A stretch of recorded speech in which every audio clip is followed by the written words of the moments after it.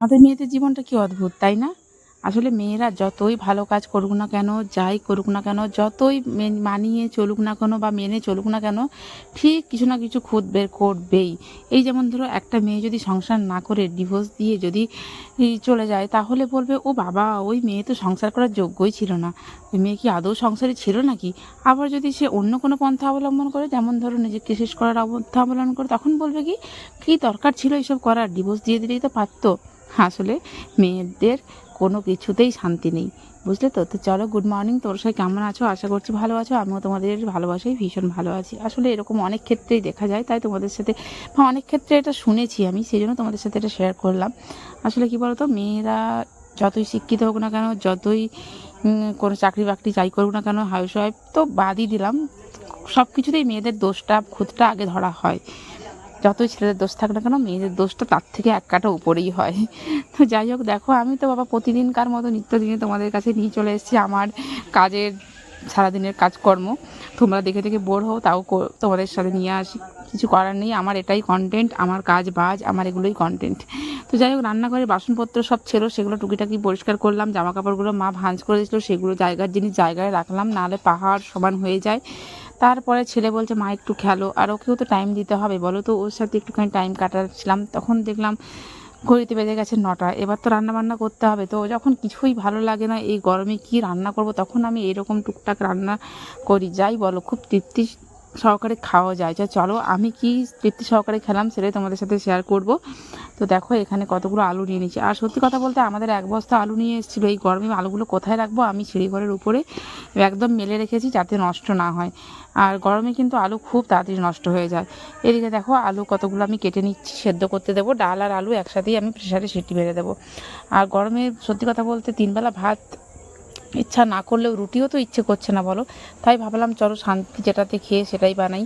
তো এদিকে ডাল আর আলু প্রেসারে ছিটি দিয়ে দিয়েছি। আর এদিকে দেখো, অনেকটা মাছ এনেছিল, তোমরা দেখেইছো। একটু চুনো মাছ ছিল আর মাছের মাথাটা ছিল। তো এগুলোকে একটুখানি ফ্রিজ থেকে বের করে নিলাম, পুরো আইস হয়ে গেছে।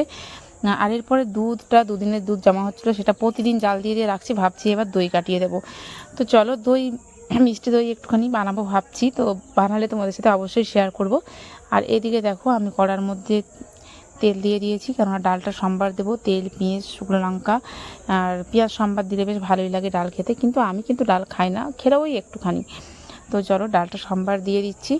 আর এখন ধনেপাতা সিজন তো শেষ, না হলে ধনেপাতা টমেটো দিয়ে ডালটা আমার যদিও একটু ভালো লাগে, কিন্তু এই পেঁয়াজ দিয়ে অতটাও ভালো লাগে না। কিন্তু আমার বাড়ির সবার ভীষণ পছন্দের পেঁয়াজ আর গোটা জিরে ফোড়ন দিয়ে, শুকনো লঙ্কা ফোড়ন দিয়ে মুসুরির ডাল।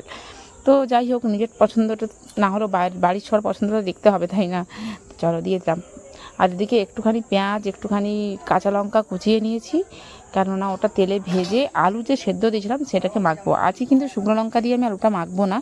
আজকে আমার ইচ্ছে করছে যে কাঁচা লঙ্কাটাকে কুচি কুচি করে পেঁয়াজের সাথে ভেজে একটু হালকা রসুন কুচি দিয়ে তারপরে আলু সেদ্ধটা মাখবো। দেখো, আলু সেদ্ধটা আমি ডাল থেকে বের করে ঠান্ডা করেই রেখেছি। আর এদিকে এই পেঁয়াজ, তেল, লঙ্কা ভাজাটাকেও আমি একটুখানি আলাদা করে রেখে দিলাম, একটু ঠান্ডা হয়ে গেলে তারপরে আলুর সাথে মাখবো। এদিকে দেখো, চুনা মাছটাও আমি ভেজে নিচ্ছি। আর এদিকে চলো, আলুটা মাখছি। সত্যি কথা বলতে, আলু সেদ্ধ মাখা আমার মেয়েটা আমার ভীষণ পছন্দের। সত্যি কথা বলতে, সবজির মধ্যে আলুটা আমি একটু বেশিই খাই।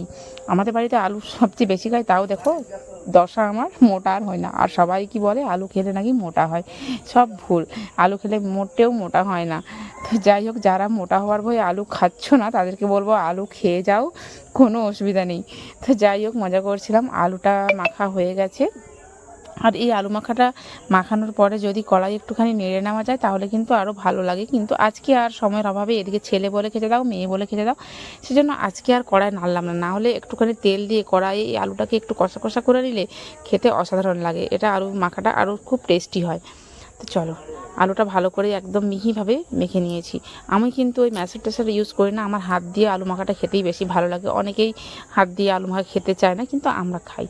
তো চলো, এদিকে আলুটা গোল গোল করে সবার জন্য একটা করে ভাগ করে নিচ্ছি, মানে 6 জনের 6টা গোলা, বাবার জন্য আর ছেলের জন্য একটু কম, আর আমার জন্য সবচেয়ে বেশি, দেখেছো?